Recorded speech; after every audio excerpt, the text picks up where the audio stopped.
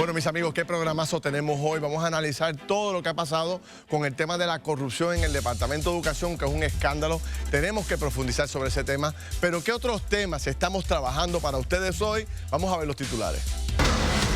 Estamos rogando por empleados. Esas son palabras de dueños de negocios frente a la estampida de trabajadores por ayudas federales. Pero oiga, 7.25 la hora, ¿da para vivir? Además, cumpliría cárcel exsecretaria de Educación Julia Kelleher. Lo sabremos en solo meses, pero hoy se declara culpable de 2 cargos por corrupción. Escuche esto, advertencia o amenaza de Luma. El grupo asegura que es ilegal trabajar de manera independiente a la nueva compañía. ¿Será un regaño para los alcaldes? Lo discutimos. Bueno, mis amigos, les presento el estado de situación del programa de hoy. Precisamente cuando Julia Kelleher se declara culpable, la exsecretaria de Educación, hoy el Departamento de Educación también se declara, pero se declara pelado. Vamos a ver los detalles. Miren esto.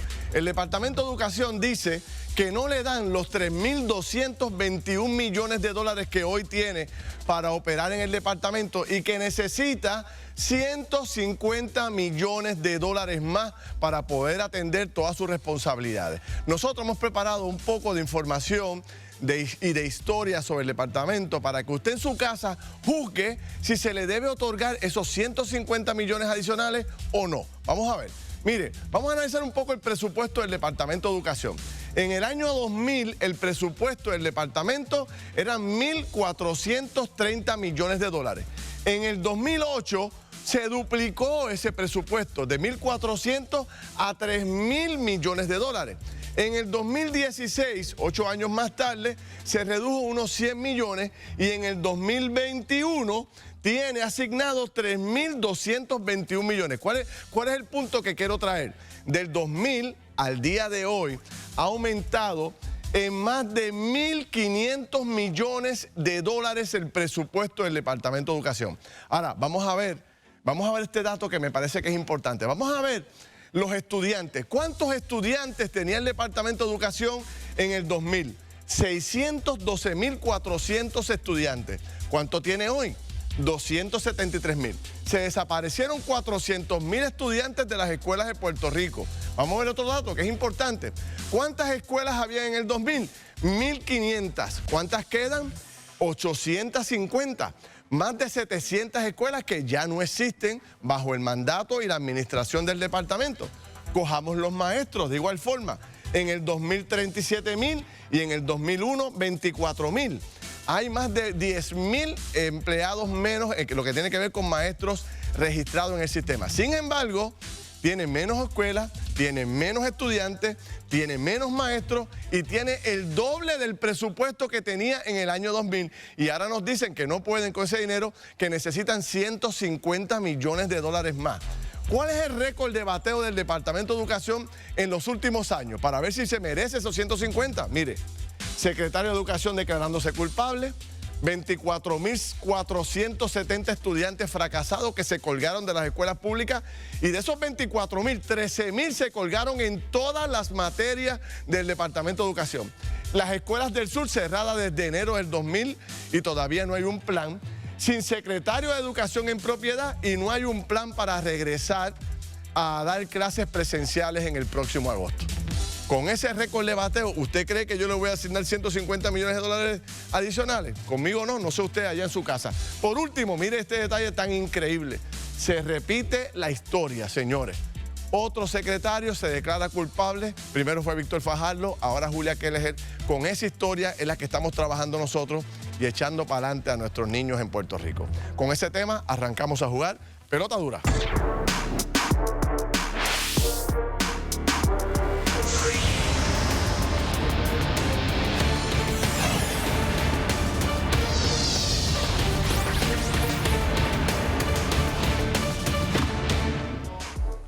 Bueno, mis amigos, gracias por su sintonía. Qué bueno que están con nosotros nuevamente el equipo completo. Yolanda Vélez Arcelá y don Alex Delgado. ¿Cómo están los dos? Buenas noches, Yolanda, Ferdinand, los amigos televidentes, bienvenidos. Bueno, Tenemos que hablar del tema de educación, pero quisiera una reacción de ustedes de estos datos.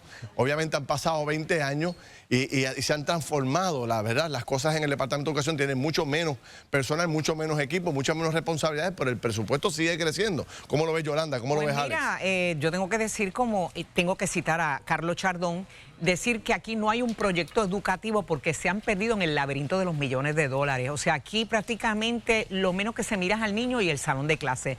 Aquí no hay dinero para el nómina. Pueden creer que dentro de todos esos miles de millones de dólares, 83 millones cortos para nómina. Para educación especial van a quedarse cortos por 70 y pico de millones. O sea, aquí realmente el salón de clase es lo menos importante. Tenemos una torre en Atorrey que hay que marronearla y derrumbarla. Aquí hay que tumbar los cimientos de educación y comenzar de nuevo. Claro. Y lo hablo en términos metafóricos. Hay que hacer algo con él. Alex. Felina, aquí llevamos un año sin dar clases en las escuelas. Algo tiene que haberse ahorrado. Algo tiene que haberse ahorrado de todo este tiempo de la pandemia en energía eléctrica, en agua, en materiales. Algo se tiene que haber ahorrado. ¿Dónde están esos ahorros? Que es por donde tú vas. O sea, ¿se merecen realmente ese aumento? Y los ahorros que tienen que haber hecho en ese tiempo. 400,000 estudiantes menos. Imagínate tú. Tienes 700 escuelas menos. Digo, el costo de vida aumenta. Perdóname, ¿recuerdas que la Junta de Control Fiscal dijo, pero es que se cerraron casi 300 escuelas y no hubo ahorros? Exacto. No hubo ahorro. O sea, aquí el problema no está en la sábana, el problema, la fiebre está en otro lado y hay que ir a la raíz. Hoy, tristemente, porque hay que decirlo, nuevamente otro secretario de Justicia pues cae en las redes de la corrupción. Vamos a ver una historia sobre Julia Kelleher importante. Julia está tranquila, la vemos impactada. Culpable, su señoría. Así se declaró la exsecretaria de Educación Julia Kelleher al ser cuestionada sobre su culpabilidad en 2 casos de corrupción presentados en su contra en los años 2019 y 2020. Kelleher, quien fue nombrada al puesto por Ricardo Rosselló y había servido como contratista bajo administraciones populares en la agencia, aceptó el acuerdo con la Fiscalía que estipulaba declararse culpable por los cargos de conspiración y fraude electrónico.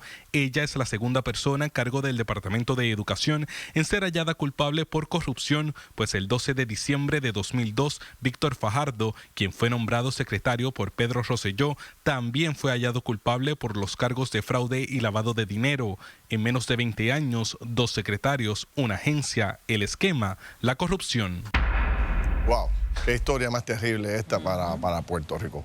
¿Cuántos países del mundo tendrán 2 secretarios acusados en tan solo 20 años? Aquí está Yolanda. Y no se han tirado a la calle. La gente, deberíamos como pueblo habernos lanzado a la calle con eso. Estoy de acuerdo contigo.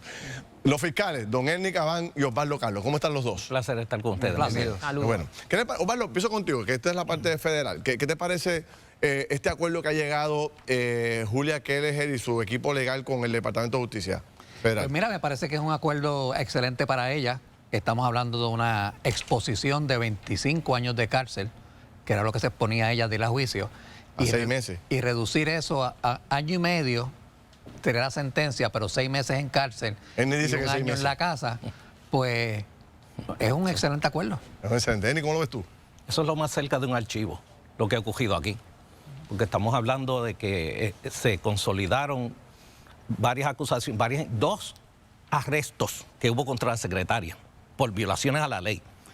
Y se le archivan todos los casos y se le radican 2 nuevos para que entre los 2 cumpla 6 meses de cárcel. Pues eso es lo más cerca de un archivo. ¿Qué hay detrás de esto cuando la ayudante especial ya se había declarado culpable? Cuando ya están acusándola de fraude electrónico, usando la vía electrónica, que eso está documentado. Esa prueba está. ¿Qué ocurrió? Que a ella la premian con una sentencia de 6 meses de cárcel. Hoy me contaba, me hacía una relación un amigo, me decía, oye, a Sally López, en el caso de Anaudi Hernández, por mucho menos que eso parecía ser, le echaron 9 años de cárcel.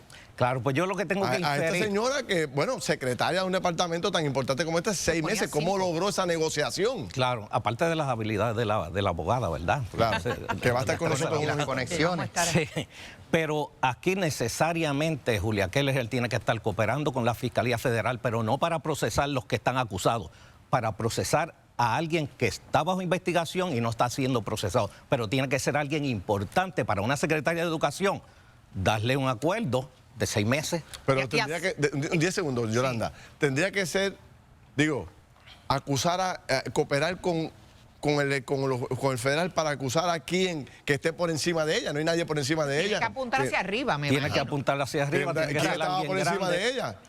Y no solamente eso, cuando se da este acuerdo ahora, tiene que haber una investigación que tiene que estar próxima a culminar. Una pregunta. ¿Ustedes hacen un acuerdo o la Fiscalía hace un acuerdo con alguien que no le ha dado nada todavía, con una promesa de que le va a dar algo, o es que ya entregó a alguien, es que ya brindó información, o los fiscales dan este tipo de acuerdos sin tener nada concreto en las manos? No, tiene que haber sido entrevistada, tiene que haber dado información, cualquier testigo para que se le dé un acuerdo.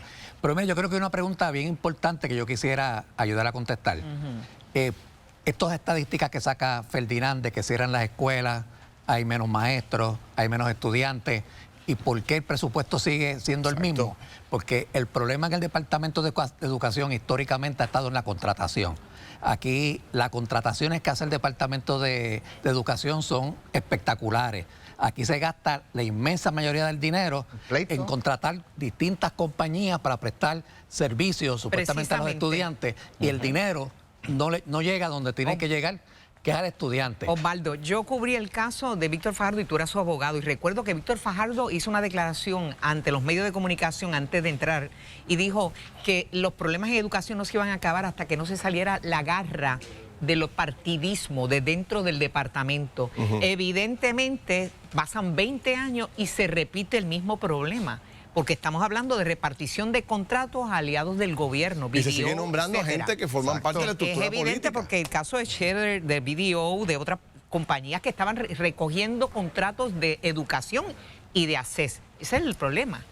Sí, en el Departamento de Educación se gastan millones y millones de dólares por servicios que si los tienes internamente, lo haces de igual manera eficiente, con un presupuesto mucho más pequeño. Y en pleitos legales, imagínate tú, caso de Rosa Lidia, ¿cuántos años duró pleiteando y eso costándole al departamento? Correcto. Ahora, volvamos al tema, Ernie, de lo que tú planteas, porque conseguir un acuerdo de la naturaleza que se ha acordado, tiene que haber algún tipo de aportación.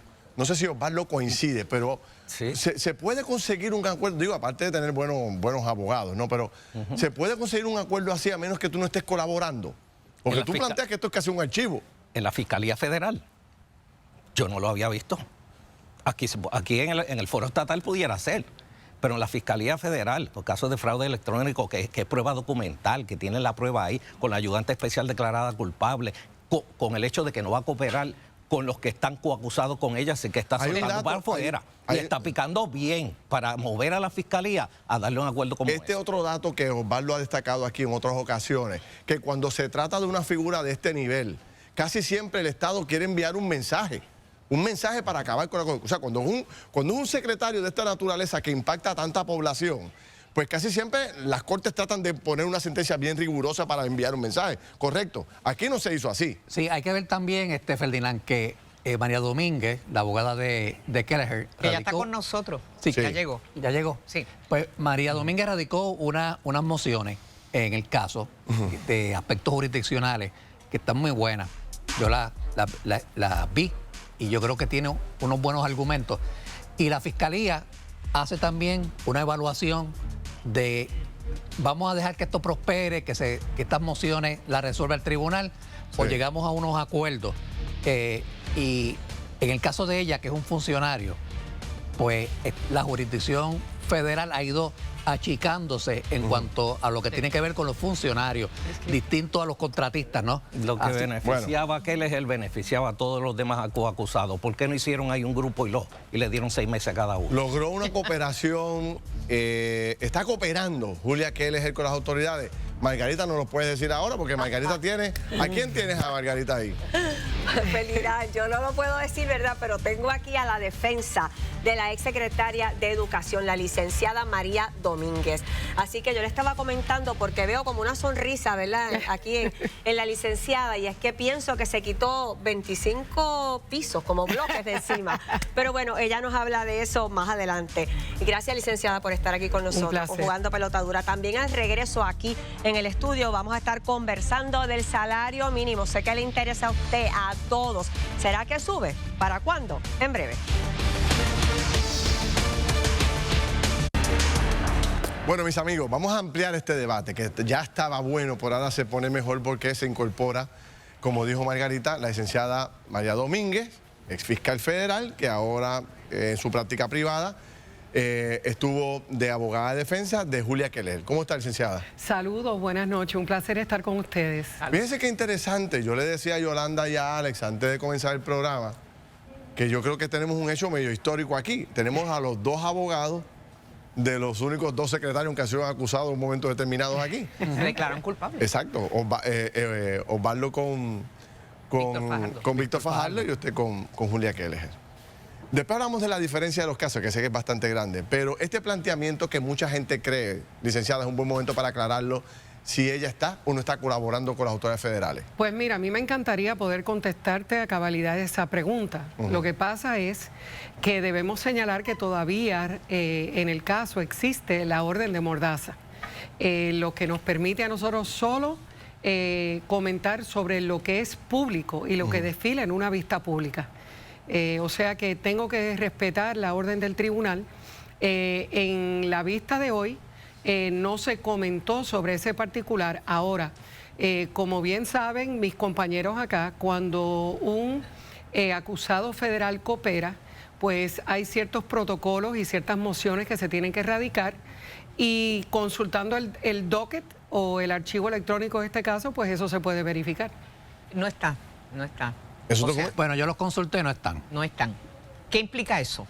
Para los amigos. ¿Qué implica eso para los amigos? ¿Qué implica que no estén, Osvaldo? Bueno, lo que acaba de decir la licenciada Domínguez, que no estén significa que no está cooperando. Que no está cooperando. Pero yo recuerdo que la licenciada, la primera vez que vino a este programa, ya era abogada de Keller, y yo le pregunté a usted si habría disposición de Keller de colaborar. Usted dijo, mi clienta está siempre en disposición de colaborar con las autoridades federales. Y también recuerdo que un año después ella dijo públicamente que se estaba quedando sin dinero para su defensa. ¿Fatiga o colaboración? Esa es la gran pregunta, porque siempre hay espacio para colaborar, aunque no esté en el docker el pliego, el acuerdo. Cuando yo te contesté y recuerdo la pregunta, ¿verdad?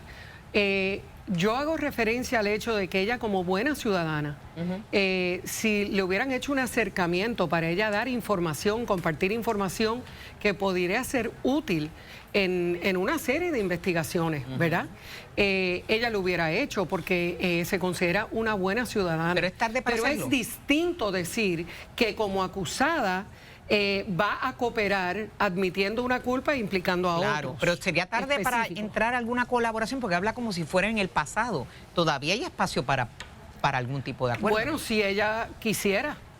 Licenciada. Pero con ese acuerdo, ¿qué tal? Porque ese acuerdo fue filete, según él ni Osvaldo aquí, 6 meses. A mí me llama la atención, esta mañana en el portal Noticel, cuando adelantan lo que va a ser el acuerdo, el periodista Oscar Serrano indica que este caso o este acuerdo tiene todos los indicios de ser un arreglo promovido por la Fiscalía, que está viendo cómo los fundamentos legales de sus casos están cambiando bajo sus pies, sin excluir que también tiene elementos favorables para la acusada. ¿Este acuerdo fue promovido por la Fiscalía Federal? Pues mira, sobre ese particular, ahora mismo realmente no puedo hacer comentario.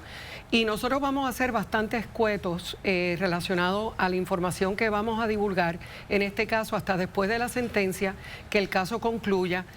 Porque es que si la orden de mordaza. Si consigue ese acuerdo, esa sentencia Cadillac, como dice Ernie Caban, y no está cooperando, pues uno pudiera pensar que es razonable esta línea de que la Fiscalía entiende que no puede prevalecer y por lo tanto déjame agarrar lo poco que tengo y llegar a este acuerdo. Yo lo que sí te voy a contestar directamente es, las mociones que hemos radicado son de carácter pública, el 99% de ellas.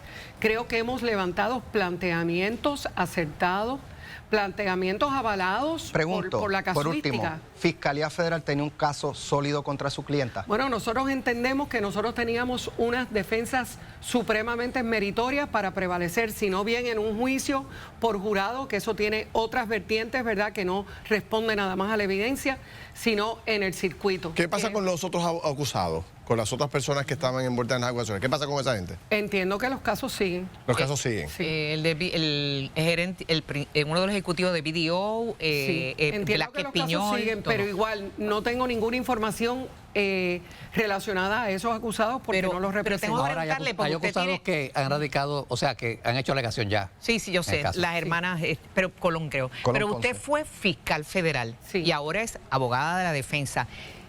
Siempre se quiere establecer algún tipo de mensaje. ¿Qué mensaje puede entender, verdad, la gente en la calle de que en lugar de enfrentar 5 años de cárcel va a enfrentar 6 meses y 12 meses de probatoria? ¿Cuál es el mensaje? ¿Que el crimen paga? Pues yo diría que no, que ese no es el mensaje. Y nosotros tenemos unas posturas firmes relacionadas a las decisiones que ha tomado mi cliente en este caso, pero de nuevo, por respeto al Tribunal Federal y respeto a la orden de mordaza que todavía Y lo opera en el agradecemos. caso, tengo que limitar mis Le comentarios. entiendo, le entiendo. Pero en su momento agradeceremos la oportunidad de podernos expresar. Bueno, yo tengo que hacer una corta pausa. Cuando regresemos, ha pasado algo hoy en el caso de Jensen Medina que está súper interesante. Yo voy a poner ese video y yo quiero la reacción con la experiencia que ustedes tienen de fiscal y de abogado para ver cómo actuó la fiscalía sobre este caso, este famoso testigo que nunca apareció en el día de hoy. Venimos con eso, pero Margarita tiene más invitados. Adelante, Margarita. Sí, Ferdinand, es que este poder de convocatoria que tiene jugando pelota dura, ¿verdad? Mira, nuevamente aquí casa llena. Hoy tenemos a la secretaria de la Gobernación y es que preside esta funcionaria justamente el comité que está evaluando si ese salario mínimo que usted recibe va a subir o no y si sube a cuánto. Así que ella nos va a decir en breve, ¿verdad que sí, secretaria? Venimos con eso.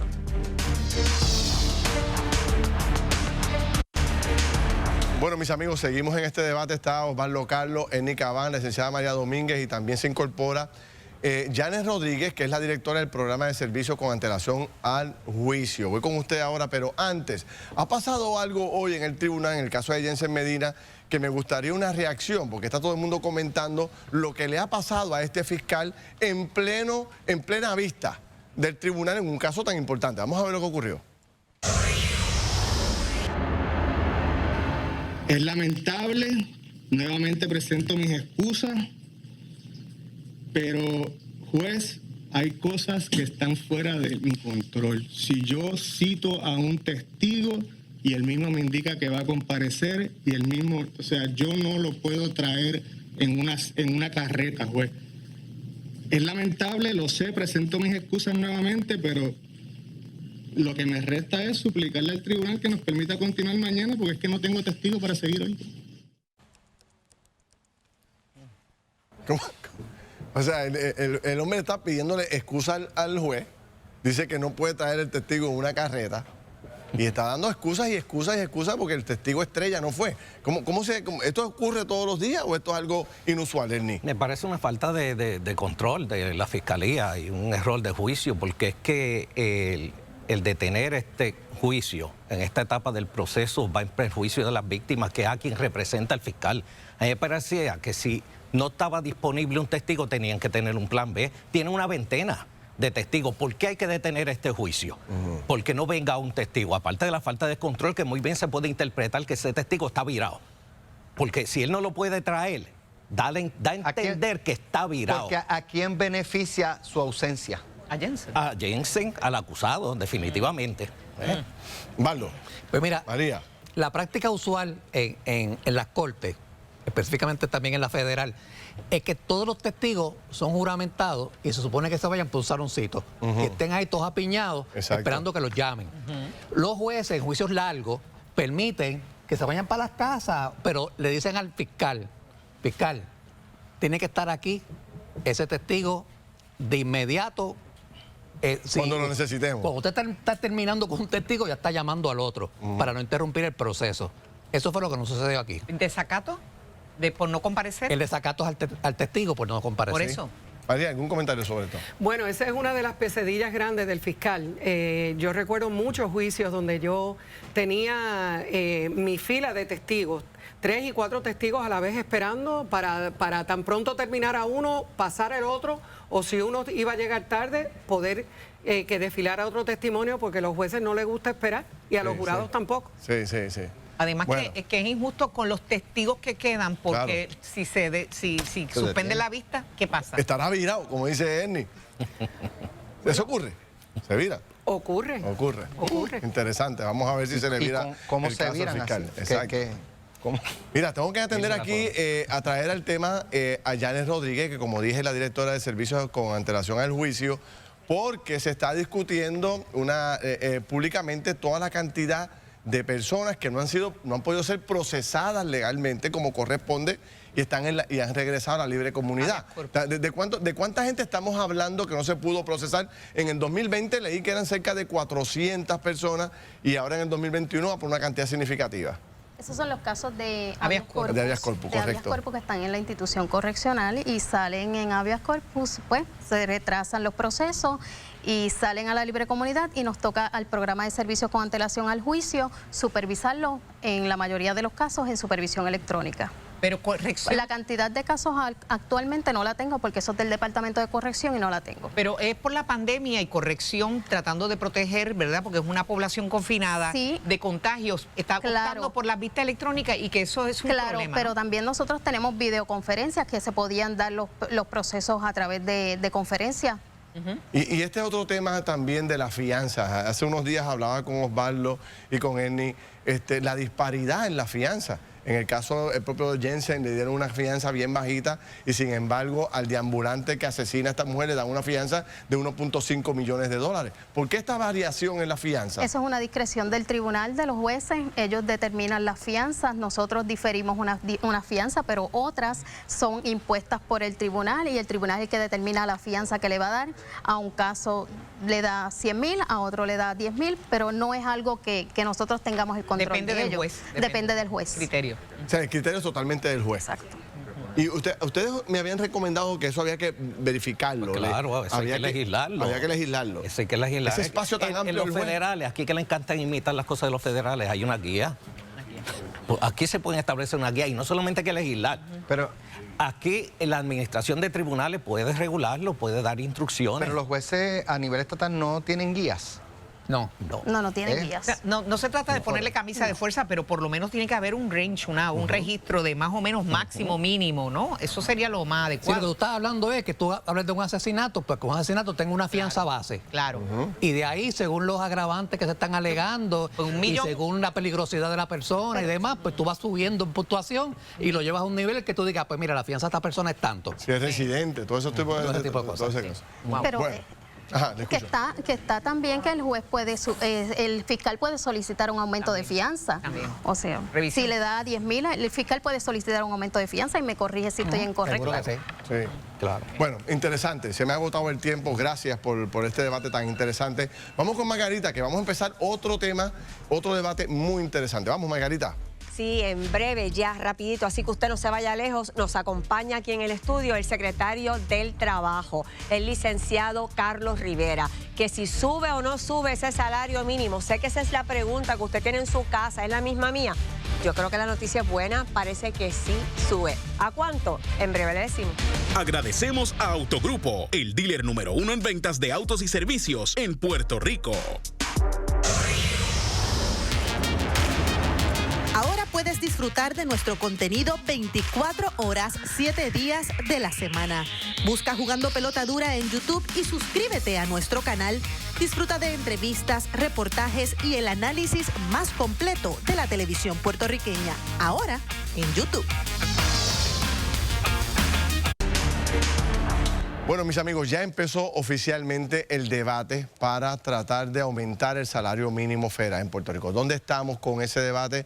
Vamos a discutirlo ahora, pero antes, Margarita se fue a la calle nuevamente. Anda por ahí y ha preparado tremendo especial para todos ustedes. Vamos a verlo.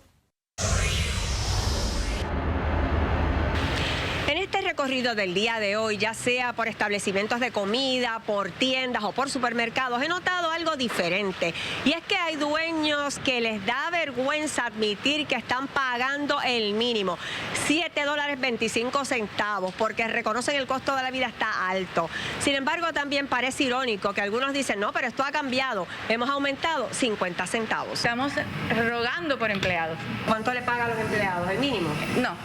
¿Están pagando cuánto? De $7.50 en adelante. La pandemia cobró la vida de muchos puertorriqueños. Sin duda, ese es el escenario peor.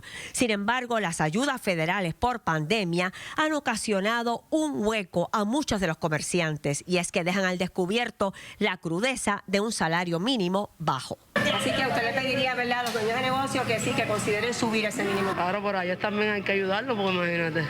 Y ellos no faltando, por ejemplo. Exactamente, tienen que ser más responsables los empleados a veces. El mínimo de este supermercado es $11. $11. No es que te lo subieron porque hay pocos empleados. Y te pregunto, ¿hay pocos empleados? No, han cogido bastante. A veces la sabiduría está en la fila de un colmado. Que eso no dura para toda la vida, y cuando ya se acaben, que es ahora en septiembre, ¿qué van a hacer?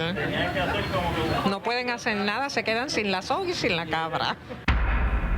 Ahí está. La verdad que en una fila de un supermercado se consigue unos datos espectaculares, porque la gente es sabia en este país. Bueno, aquí está don Carlos Rivera, el secretario del Trabajo. Salud. Está Noelia García, que es la secretaria de la Gobernación, la jefe del gabinete. Y aquí está don Kenneth Rivera, que es el expresidente de la Cámara de Comercio de Puerto Rico. Saludos a los tres, bienvenidos. Saludos, buenas noches. Buenas noches. Qué bueno. Secretario, empiezo por usted. ¿Dónde estamos? Vi ya noticias sobre el comienzo de estos trabajos. ¿Dónde estamos y por dónde vamos en eso? Nadie vive con 725 y el gobernador lo sabe. Estableció un comité asesor donde integra diferentes sectores de desarrollo económico del país, peritos, ¿verdad?, económicos, economistas, CPA, miembros de áreas de sindicatura, en donde básicamente integramos una estrategia para no establecer si se va a aumentar, porque coincidimos todos en que es necesario. Es básicamente cómo se hace y cuándo se hace. Pero usted va a estar dirigiendo ese grupo. Y eso son buenas noticias. Ya tuvimos nuestra primera reunión el viernes pasado. Unánime. El consenso fue de que de facto sí, el salario mínimo que lleva 12 años hay que aumentarlo. La estrategia que se está analizando es cómo y cuándo. ¿Y ese cómo y cuándo, de qué depende, secretario? O sea, depende, debería ser lo antes posible. Definitivamente el gobernador dio 90 días precisamente para... Y no es el debate de salario mínimo, yo diría el consenso de salario mínimo, de aumento de salario mínimo, porque ya hay un consenso, como menciona la secretaria de la Gobernación, de todos los sectores de que tiene que aumentar. Así que tiene que ser en 90 días precisamente, por si hay que establecer algún tipo de legislación, pues así se puede hacer. Así que estamos bien esperanzados. ¿Incorporaron gente de la legislatura en el equipo o no hay gente de la legislatura en el equipo que creó el gobernador? Toda estrategia que se formule va a ser una sugerencia de legislación a la legislación. Manolo Sidre, que es de Desarrollo Económico, ha planteado que sí es necesario que suba, pero dice que no por legislación. ¿Por qué no legislar? O sea, ¿cómo se haría entonces ese aumento? Si no los obligan. La realidad es que sí, la estrategia que estamos analizando es que se haga por legislación y en todos los sectores hay consenso. Así es que hay que disfrutarnos, ¿verdad? Ese logro. Expresidente de la Cámara de Comercio, se habla de que hay muchos sectores que no pueden, no van a poder con la carga de un aumento.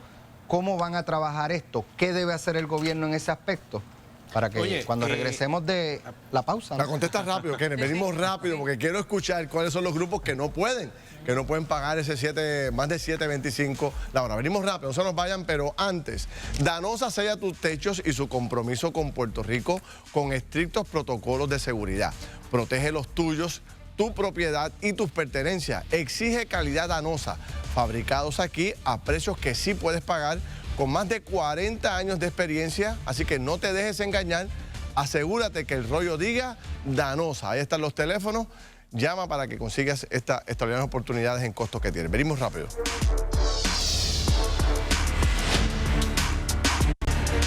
Bueno, mis amigos, estamos hablando de chavito. ¿Cuánto va a aumentar el salario mínimo federal? Aquí está la secretaria de la Gobernación, el secretario del Trabajo, el expresidente de la Cámara. Alex Delgado dejó una pregunta en el tintero. Alex, Kenneth, como presidente o que fuiste de la Cámara de Comercio, ¿qué sectores no aguantan un aumento de salario mínimo, pequeños, medianos comerciantes son muchos. ¿Qué se puede hacer desde el gobierno para ayudarlos? Porque se reconoce que hay que hacer un aumento, pero ¿cómo se van a trabajar esos casos? Yo tengo firma de CPA y nadie se gana el mínimo en mi oficina. Espero yo, ahora me llama mañana un empleado que se lo gane y me busca un problema, pero no hay industrias que lo pueden tolerar. Por ejemplo, mi industria lo puede tolerar y lo estamos pagando, y como quiera estamos pasando trabajo para reclutar, que estamos hablando fuera del aire, que es un mercado de gente que busque trabajo, porque estamos pasando trabajo para reclutar. ¿Qué sectores no lo pueden pagar? Mira, un restaurante de comida rápida, porque fine dining, el que tú te sientas, la persona cobra propina y ahí tú cuadras un poquito, pero el que va a un fast food, por ejemplo, ahí no hay propina, ahí es lo que te están pagando y ya. Un negocio de venta al letal pequeñito, estos colmaditos, una farmacia chiquita, porque las cadenas están pagando, lo estaba hablando con el secretario ahorita, las cadenas grandes están pagando más del mínimo, pero un retailer, un detallista pequeño pasaría más trabajo. ¿Qué debe pensar el gobierno para atender ¿Y qué se puede hacer con ese pequeño? Si se le puede dar algún tratamiento particular. El gobierno tiene la llave la llave del automóvil ahí. Le dieron dinero para el Earned Income Credit, el crédito al trabajo, que es un dinero que se asignó bajo la ley que firmó Biden hace un mes. Le da un dinero que si le dice al gobierno, mira, gobierno, si tú das un peso, yo te doy 3 por cada peso para que des un crédito a la gente que trabaje. Ese crédito a mí me gusta mucho porque a diferencia de otros créditos que te los doy pues por estar ahí, ese crédito requiere que tú estés trabajando. Y esa es una herramienta que se tiene, está la legislatura bregando con eso, trabajando con eso. Yo eso le pondría las pilas y lo haría rápido. ¿De qué número estamos hablando? Estamos hablando de qué más o menos se oye con mucha insistencia. $8, $9, $10. Oye, ¿qué va a variar? O sea, la gente tiró 15, que fue el que tiraron en Estados Unidos. 15 no lo aguanta nadie. Y Stiglitz vino aquí hace 3 años y dijo, mire, no, usted no puede pagar 15 pesos en Puerto Rico porque el costo de vida aquí es diferente. ¿Pero qué suena allí? Usted me dijo que todo es un consenso tremendo. ¿Pero cuál es el consenso? Bueno, 12 pesos, 13 pesos, 10 pesos. Y me voy a tirar el chaco, como dicen por ahí. De $8 hacia arriba ya estamos hablando. De $8 hacia arriba. Lo que no pueden es obviar el problema, porque si no toman el pasaje y se van, porque hay competencia en Estados Unidos por esos trabajadores. Mire, hay un ciudadano que quiere... Hay un ciudadano que quiere participar y quiere hacer una aportación. Adelante, amigo, le escucho. Hola, buenas noches a todos. Amiga. Sí, hola, buenas noches. Actualmente yo estoy trabajando en el área metro. Muchos de nosotros pagamos hogar, carro, gasolina, alimentación. ¿De verdad 7.25 es calidad de vida para nosotros? No, el consenso definitivamente que no. El consenso es que no hay calidad de vida con 7.25, no es suficiente, el sector privado lo ha dicho y en ese sentido el gobierno... El 7.25 cosa del pasado. Y es un disuasivo para que siga disminuyendo la población, porque tener hijos es un problema en términos de costos. Lo importante es que conjuntamente con el aumento del salario mínimo también está habiendo un aumento en el desarrollo económico, así que como esas dos cosas van de la mano y va a haber mayor dinero moviéndose en la isla, pues ahí está. $8 es un número que equipara el aumento de inflación del costo de vida. Oye, 12 años no, o sea, es que el problema con esto, y ustedes, quizás Ferdinand y yo somos más contemporáneos, cuando la UPI subieron los créditos en los 80, estuvieron 20 años sin subir y de repente tengo que hacer el catch-up de 20 años. Aquí yo tengo que tratar de alcanzar 12 años de aumento, Ferdinand, no te enojes conmigo, ahora no me invita más. Entonces, el problema con esto es que si tú esperas 12 años para ajustarlo, va a ser más, o sea, si lo computas, aquí se debe buscarse un mecanismo que cada 3, 4 años, según vaya subiendo la inflación, se vaya ajustando solo. Y las métricas existen, los números existen, es la voluntad y es la justicia. O sea, de las cosas más trágicas que hay para los empleados es el working poor, la persona que trabaja y no puede vivir con los trabajos. En el gobierno hay agencias pagando 7.25, algunas áreas todavía, qué sé yo, los empleos más básicos del mes. Las hay, bien pocas, pero las hay. Es el mínimo, es el mínimo. La gran mayoría de las agencias, la información que tenemos, y me voy a corregir la secretaria, es que están por encima del mínimo. No obstante, pues también siempre estamos buscando mejorar los salarios también en el gobierno, para también tener ese mejor empleomanía que pueda haber. Es bastante probable de que esta estrategia sea una que integre un aumento escalonado. Correcto. Yo creo que la gente está esperando un número parecido a los $10, por ahí. Unos $10 de salario mínimo federal en Puerto Rico. Yo sé que para alguna gente sería difícil, pero ese sería un número que yo creo que puede sentir la gente un efecto en bolsillo, porque subirle 50 chavos, la gente no va a sentir nada. Exacto. Si le sube 3 pesetas, ¿qué va a sentir la gente? O sea, tiene que darle un aumento de 2 o 3 pesitos para que la gente pueda... En la próxima reunión, cada sector va a traer su propuesta y lo que pudiera aguantar cada uno de esos sectores, sus estrategias, y la clave es para analizarlas entre todos. Y la clave es tener empleo que se creen ahora, pero que no los perdamos en el futuro, sino que haya un desarrollo económico y un crecimiento económico. Bueno, gracias a los tres. Vamos a seguir reuniéndonos para que seguida que vayamos teniendo logros, poder comunicar eso a la gente. Se los agradezco, éxito. Ojalá que puedan lograr eso lo antes posible, así será. Mucho antes de los 90 días. Bueno, pero tenemos encuesta. La encuesta, claro, ¿de qué se trata, Margarita? Sí, en efecto, preguntamos en nuestras redes sociales, ¿qué nota le da usted al servicio de Luma Energy? Las alternativas en pantalla, ¿usted le daría una A, una B, una C, una D o una F? Recuerde buscarnos en todas las plataformas sociales como Jugando Pelota Dura y no olvide darnos like y share. Ferdinand. Y ya Alex Delgado votó, señores, en esa pregunta. Ahorita nos va a decir cómo votó, pero vamos con Yolanda, que tiene más información para ustedes. Bueno, efectivamente, la familia del Mesón Sándwiches, como parte de su respaldo al Comité Olímpico de Puerto Rico, nos trae el Copur Special, el delicioso sándwich caribe, ahora en 3 variedades olímpicas. El original con pollo rotisserie y jamón, el de bistec y jamón y una exquisita versión vegetariana, todos con cebollas salteadas y queso suizo derretido. Copur Special en sus 3 variedades, el sándwich oficial de nuestra delegación boricua. Pruébalos hoy en el Mesón Sándwiches, el sabor de Puerto Rico. Y amigos, ahora hacemos una pausa y regresamos en breve.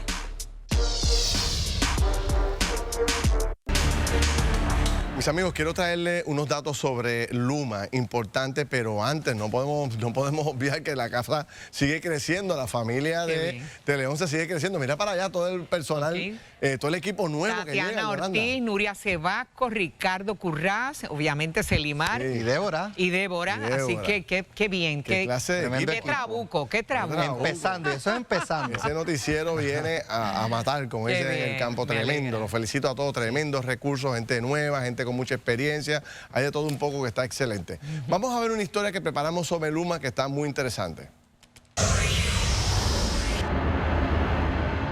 Desde que comenzó el consorcio energético de Luma Energy a cargo de la transmisión y distribución del servicio eléctrico, son miles los que siguen sin luz como si nada hubiera cambiado. Según el gobernador, estas fallas no son culpa de Luma, sino de la parte del sistema que aún administra la Autoridad de Energía Eléctrica. Antes de que Luma entrara, pues el número había llegado a 30.000 abonados. En ocasiones esto tiene que ver con situaciones de generación, fallas en las plantas. Ahí Luma no tiene nada que ver.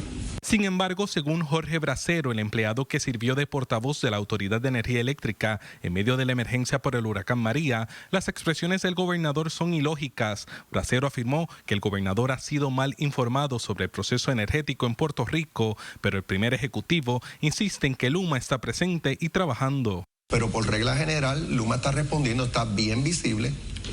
Por ejemplo, se ve que desde temprano están los camiones de Luma en la calle, las brigadas en la calle, todo el día. A diferencia de lo que señala Bracero, quien trabaja en la primera línea del sistema energético de la isla, según el experto, el gobernador debería emular su honestidad y transparencia para informar al pueblo de manera correcta en cuanto a la restauración del servicio a los que aún no tienen luz. Wow, Jorge Bracero. Sí. Fíjate que lo que yo esperaría sería un gobierno fiscalizando el desempeño y defendiendo a los que no tienen luz. Esta posición del gobernador hoy, la verdad que no entiendo. Mira, está arriesgando su capital político defendiendo el contrato que él debe vigilar que se cumpla. Pero quizás un buen recurso, quizás que el gobernador, con mucho respeto se lo digo desde aquí, quizás usted puede un día montarse en el carro, ir hasta estas casas que no son en barrios remotos y usted mismo va a poder verificar el tiempo que llevan sin luz. Pero y si Luma les dijo que iba y no llegó. Yo creo que el sistema, sin duda alguna, está bien afectado. Hay una situación de que no hay empleados de la autoridad pasan a otras dependencias del gobierno y se tiene que trabajar con eso, pero decir como que todo está bien y no, pues no queda muy bien el gobernador, sin duda alguna. Oye, exijo que se resuelva, que contesten el teléfono. Él debe vigilar por el cumplimiento. Claro, porque es el líder del país.